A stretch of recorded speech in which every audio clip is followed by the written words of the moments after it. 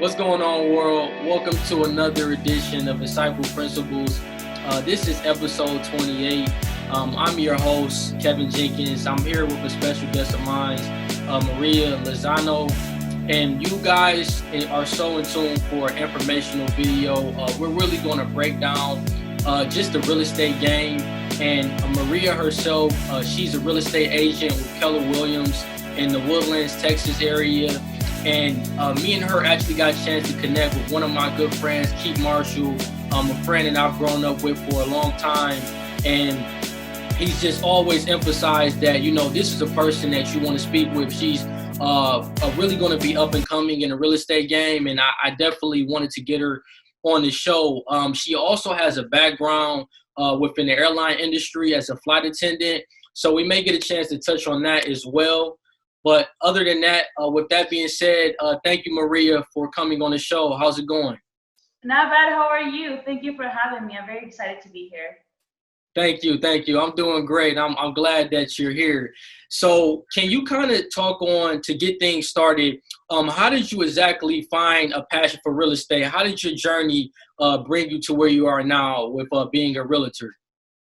It actually all started this year in the pandemic, actually, where I was uncertain of where my job or my career was going to take me as a flight attendant, as all the flights have stopped. So I just started thinking, like, what can I do that would make me involved in helping others and helping people? Because that's truly my passion. Passion is a feeling, and that's my feeling that I feel when I help other people. So I thought hard enough, and one day I went on Groupon actually, and I found a Groupon for real estate school online, and I purchased it. It was only $290. I purchased it. It took me a course of 6 months to finish because I really took my time. I wanted to take the time to fully understand everything, being completely new to the game. I wanted to just read about every subject and fully understand it. And yeah, here we are now, like 8 months later. Yeah, I think that this pandemic, it really showed, I definitely feel it really presented a lot of opportunities for people. I think that you have to stay ready. And I know throughout this whole process of the pandemic, I did the same process. I really sat back and looked at, what could I do that I could really control my destiny with. And I think that, you seeing what happened, how the pandemic really affected the airline industry. I'm sure you wanted to figure out other ways of how you can just create your own lane and something that you're passionate about. And that's how I feel myself when it comes to financial planning. And it's so great to see the evolution. And, I wanted to touch on for people out there that they have the same passion, they want to get into real estate. They may want to be a realtor. They may want to be a real estate agent. What was that process like for you? And what advice can you give to someone that's looking to enter inside of the industry? If you're thinking about becoming a realtor, I extremely encourage you to. It's a very fulfilling career. You have to have a lot of patience, and you really do generally have to care for people because you have to remember this is a 100% base commission pay. So you will only get paid once you close the deal, once you sell a house, or once you close the deal, that's when you get paid. So if you're not willing to put your heart into people, it's going to take time. A lot of people take up to 6 months in finding the right house. And you have to have the patience and you have to have the heart to be there for those people because that's your job. And if you're, like I said, if you're thinking about it, I encourage you to do your research. A lot of states have different requirement on the hours. I know Texas has a requirement of 180 hours of pre-courses before you can qualify to take your exam.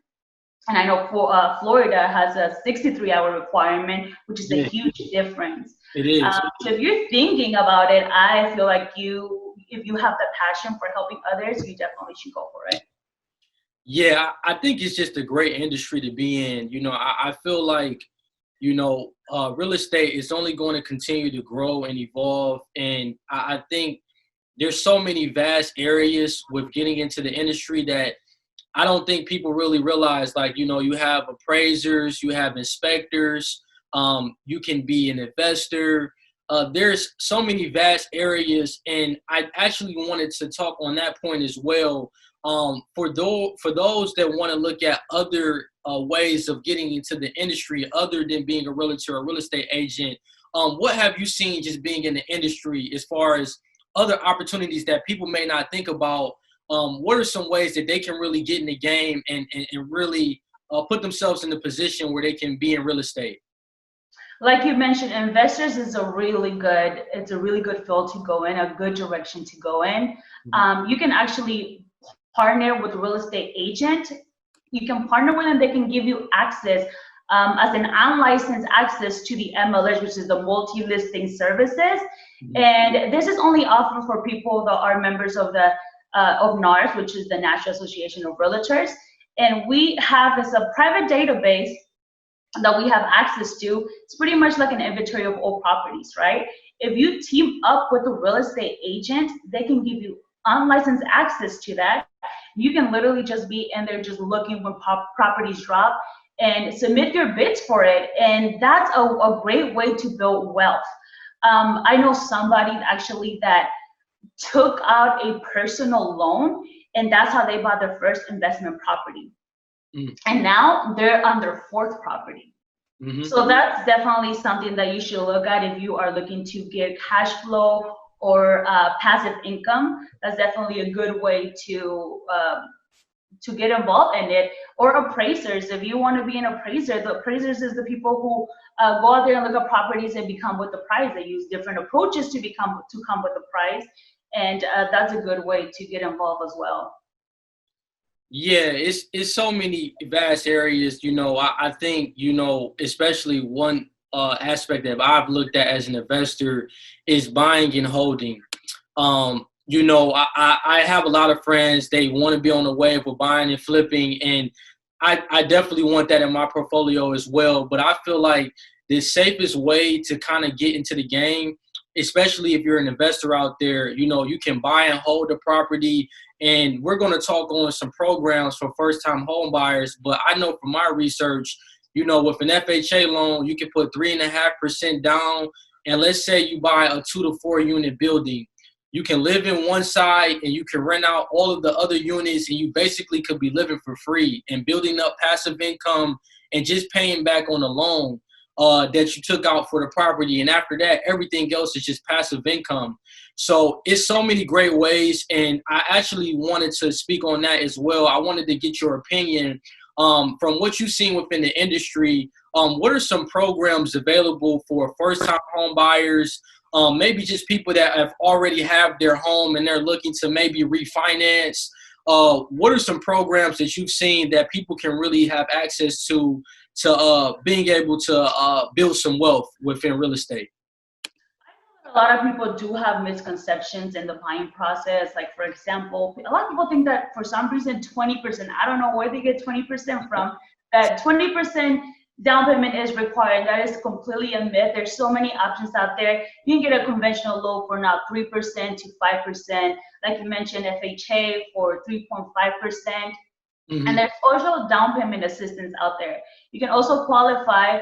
This is a two-step process, though. You will have to first qualify for a loan, either a conventional or FHA, in order for you to qualify for down payment assistance, which is a two-way process. And I know it varies in a lot of different states.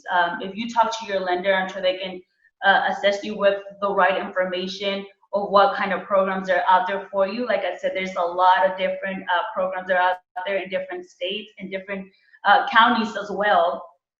So you can definitely talk to a lender that would suggest you which one would be more fitting to you.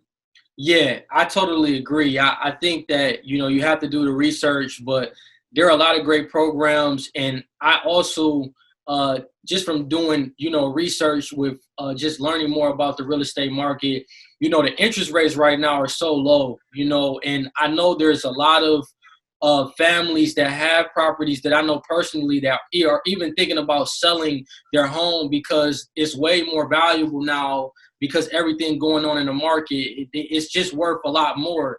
So I think that if you aren't taking advantage of at least looking at ways of how you can get in the game, you don't want to miss out on the growth of what we're only going to see moving forward in the future.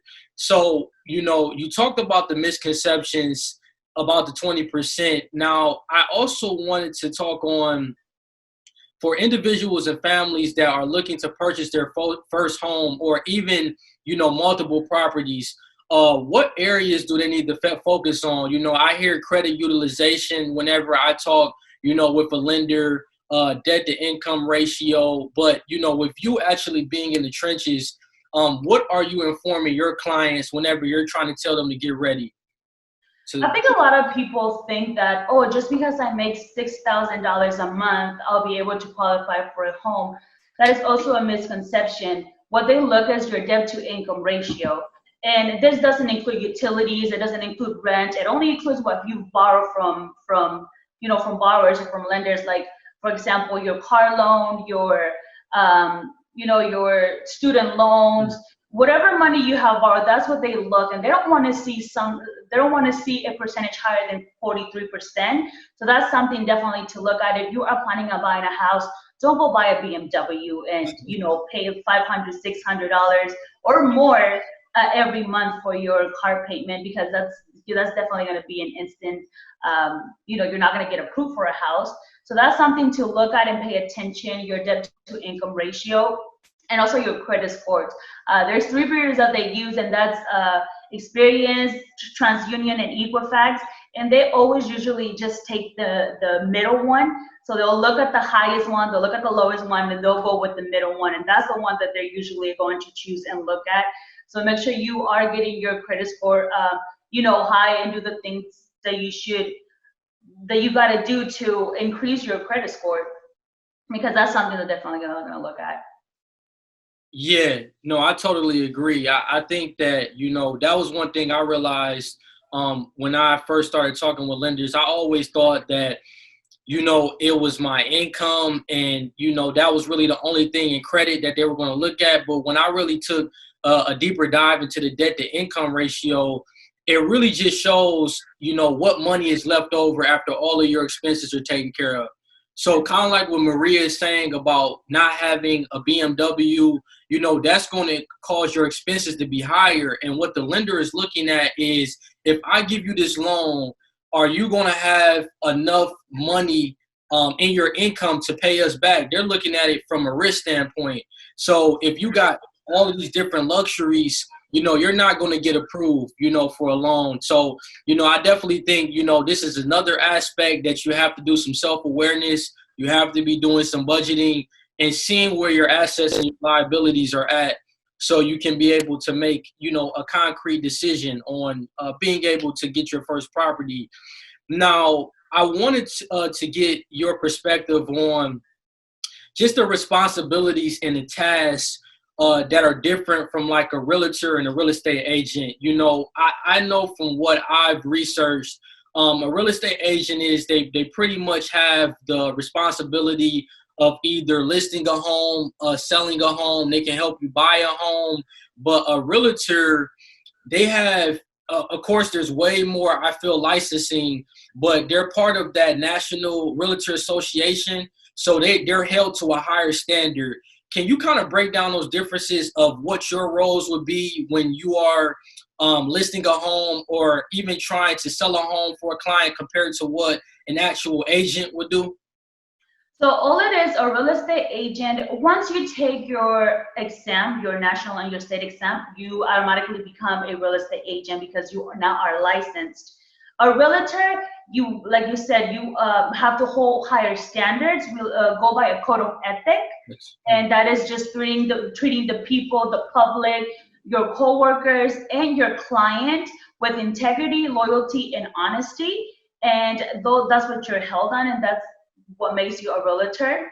Of course, you have to be also paying your dues for the NAR, No. for the National Association of Realtors. Mm-hmm. And so that's what differentiates the both of them. So once like I said, once you take your exam, you automatically become a real estate agent. And then if you're a member of NARS, then you are considered a realtor.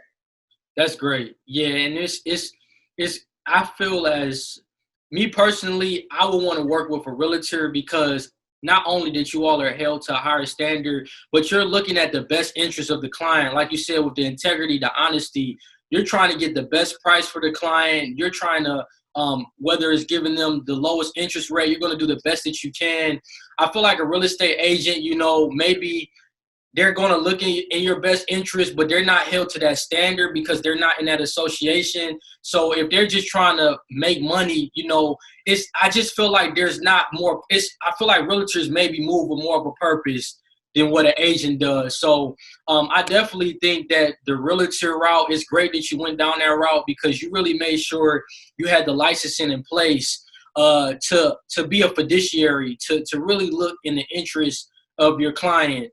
Now, I did want to hear how was that process of really preparing for those state and national exams? I know with me within the financial world, it's tons of licensing with being able to be an advisor. So, and I feel like any industry like real estate, being a doctor, they have you go to these different licensing to make sure that you know what you're doing and you can really be very knowledgeable on your topics. So can you kind of talk on that pre-licensing process and even getting through the threshold of passing those exams? Like how was that feeling and just how was that process in general? Like I said, it was a little tough because of the pandemic. I was a little unmotivated. I literally had to push myself just to wake up every morning and just get to my computer and study. And that's why it took me that long. It took me 6 months. But it wasn't till the very end when it hit me. And I'm like, oh my God, like I'm literally about to take my test in a month and a half. I need to prepare myself. And I started doing my research and I came across Prep Agent. Prep Agent, they do webinars. They actually have a Facebook group, and I joined them and I started watching all their webinars. I would wake up every morning, and that's the first thing I would do. I would play a webinar from Prep Agent, and I just got my mind adjusted to that, just listening to it while I'm taking a shower, listening while I'm driving. And I was extremely, extremely nervous because I've heard that it's only a 57% passing rate. So people don't pass their real estate exam with the first try. So that was a lot of pressure on me, and that kind of pushed me to go harder in studying and put in more time. But definitely, Prep Agent helped me so much, and I am so thankful I found them like last minute. So I would literally study like 12 hours a day. I'm a little bit dramatic, so I went almost Mm-hmm. all day just to study. Because I said I really wanted to learn this, and I really wanted to perfect this craft. Mm-hmm. And yeah, like I'm so glad I did it because I passed it with flying colors my first try. You know, Yeah, it's a blessing. I know, with most of my exams as well, I was able to pass them on the first try. And it's a great feeling when you put in the work and you see the results. It just really goes to show whatever you set your mind to, you can accomplish it. It's just really a mindset at the end of the day. And, it's great that you were able to persevere even during the pandemic. And, I know that those exams are in place, so it just sharpens you, to be more a master, at your craft. So I wanted to discuss also, what are some like strategies that you personally use for prospecting a client? So since you've been in the industry, how are you using your resources to put you in the best position to be able to just find clients and to really, put yourself in a winning circle to be able to just be a top producer within Keller Williams. I find it very what worked for me is I came up with a schedule, and I'm sticking to that schedule. As a realtor, you really don't have anybody to push you. You have to push yourself because you're pretty much a self contractor, right? Yeah, of course I have a coach, but my coach is not going to call me in the morning, like, hey, wake up, it's time for you to like do this and do that. So I Mm-hmm. really have to push myself and come up with a schedule. I start prospecting from 8 to 11. So I use the time to call people, to follow up, just to call and send emails, text messages, just to talk to people. And then I used from 1 to 3 to meet up with people. whatever it is that they need help. Like for instance, I met up with a client last time that they needed a leasing, and they found a house that they don't work with real estate agents. So I decided just to help them out, just because I want to get them as a client, and I know they're eventually going to purchase a home, and I know they're going to call me. So I used that time to just meet up with clients and really touch base on everything. Also on the weekends, I like to do open houses, and I feel like that's what had really helped me to lead generate. A lot of people that come there are mostly unrepresented, so when they come and they give me their information, I call them the next day and I follow up with them, and they're interested in meeting up, and that's how I'm just coming up with a lot of leads. So that's, I feel like, what really helped me. Yeah, that's great. You're definitely using your resources, and you are really making yourself available to your clients. I think that real estate is a game of relationships. You have to be able to build relationships, and being able to network. And I wanted to get your perspective on just how has the training, how has the just the meetings that you have with probably other high producing producers within Keller Williams, like what are those conversations with the people that are actually millionaires within the company? Because I know Keith has told me a couple of things as far as what they tell you in certain meetings, like how millionaires talk and how they conversate whenever they're trying to whether persuade or to just give someone information on a property. Like how are those? What exactly is that information that they're giving you that you can kind of share with us that you're learning to perfect your craft even more? I feel like it's just how you approach the people. I feel like it's all about building relationship. When you approach somebody, you want to make them feel comfortable. You want to feel like they can instantly trust you and they can talk to you. And that's what I was suggesting that I gave Keith. Like, for instance, when he goes and talks to his clients, I told him like, hey, hit him with a question. Like, hey, do you have somebody that pressure watches for you? Hit him with a question. They are committed to answer you because they're not just going to say nothing if you ask them a question. So they are pretty much going to answer. And that is what I've also learned in my training is just the way you talk to people and the way you carry yourself, and also authenticity. Like you have to be able to project that, because if you try to be somebody that you're not, people are going to know, and people are not going to trust you with the most expensive asset they have in their life, which is their home. So I feel like that's very important, just authenticity and just be yourself, and people are going to trust you and like you for who you are. Yeah, you're absolutely right. I believe that authenticity is so important, and just building trust. Being able to hold yourself with integrity, kind of like what we just talked about. At the beginning. Being honest in your approach and just being helpful. I feel as long as you are doing those various different things, people will want to work with you, and you're able to build a business. So that's definitely great advice.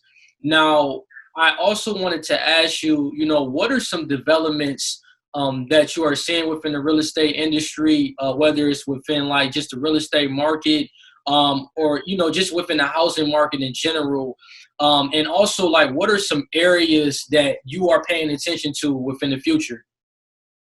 Like we talked about earlier, definitely investing. I definitely want to become an investor, and I want to own multifamilies. I want to have a passive income, and I want to have cash flow, so I can have that financial freedom that I'm looking for, and I can have the freedom to travel, and that's what I really love too. I love connecting with other cultures and other people, and I like why do you guys do this? Why do you guys do that? I just like finding out why. And eventually that's the goal, and that's what I want to focus on in the future, is to just be a hardcore investor and own 30 properties if possible, and have that income every single month. So that's an area that I definitely want to focus on. Yeah, I believe I know you're gonna do it. It's just about speaking it into existence, and I know I want to be an investor as well. And I believe that Houston is such a great area because one, piece of information that I found out, and I wanted to ask you because I know you're a realtor and you probably are aware, but I know here in the state of Florida, to own multiple properties, sometimes you have to create multiple LLCs. I know when I looked for the state of Texas, I believe it's like Texas. It's two other states. I don't know them, so I'm not going to just name random states.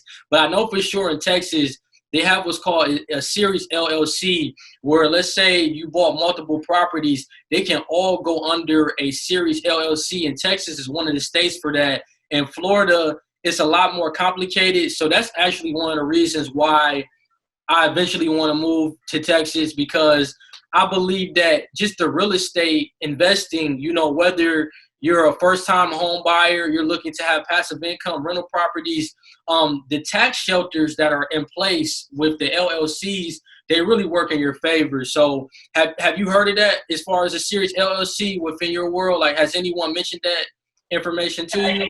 Yes, Houston is definitely the place to invest, especially because there's so much area that are expanding rapidly. Like, for example, I live in Magnolia. Magnolia, it's constantly expanding. It's constantly being built. I mean, there's always construction going on here. There's always freeways being built. So it's rapidly expanding. And like I said, he's huge. We have Katy that's rapidly expanding. It's a good area to invest in. We have the Woodlands. We have Magnolia. We have Tomball that's rapidly expanding as well. So those areas are great to just focus on if you are trying to invest in the Texas area. Yeah, no, I definitely agree. It's a city that I'm definitely looking at, and Texas is so big. The population is constantly growing. So, and every time I'm there, there's always some part of the city being built. So, I believe that real estate is just one area that you have to be in, and as we are coming to a close, one thing that I did want to ask you, what I like to always ask my guests is, what are some principles and foundations that you would say that you carry yourself with that has allowed you to be just a all around, just authentic realtor? What are some just foundations that you're putting in place now that you want to see within your business for years to come? Eventually also want to have a team, a whole team. I eventually want to become a broker as well, so I can have that whole team. You have to be a real estate agent for 4 years before you can become a broker. So that's definitely, I want to stick to my schedule that I have. I don't care if I'm a millionaire. I'm still going to do the same things that I'm doing right now. I'm still going to be calling my people. I'm still going to be meeting up with people. I'm still going to be following up with them.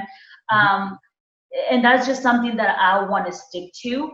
Like I said, eventually I do want to become a broker and have my own team working for me, because there's a lot of things that I'm not good at, and I just want to hand it over to other people that are good at doing. For example, like doing computer stuff. I'm good at it, but I just don't like doing it. I'd rather just be out there meeting and connecting with others and talking and just generally helping them, versus just being in the computer doing all the paperwork and stuff. So I eventually want to do that, and I want to stick to what I'm doing, because I already have a listing and it seems to be working. So I want to stick to this, and we'll see where it goes.